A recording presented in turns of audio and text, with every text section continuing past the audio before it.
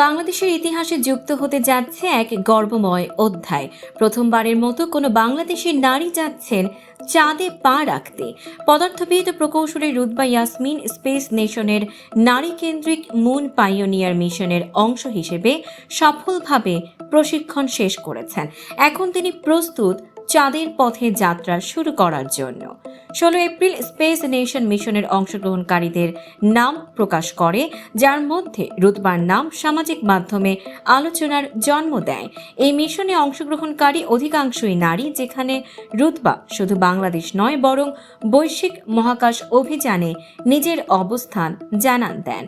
ঢাকার স্কলাস্টিকা স্কুলে পড়ালেখার পর রুতবা যুক্তরাষ্ট্রের মাউন্ট হোলিওক কলেজ থেকে পদার্থবিজ্ঞানে স্নাতক, পরে ইউনাইটেড ইন্টারন্যাশনাল ইউনিভার্সিটি থেকে ডেটা সায়েন্সে গ্র্যাজুয়েশন এবং ইউনিভার্সিটি অব সাউথ আলাবামা থেকে ইলেকট্রিক্যাল ইঞ্জিনিয়ারিংয়ে মাস্টার্স সম্পন্ন করেন।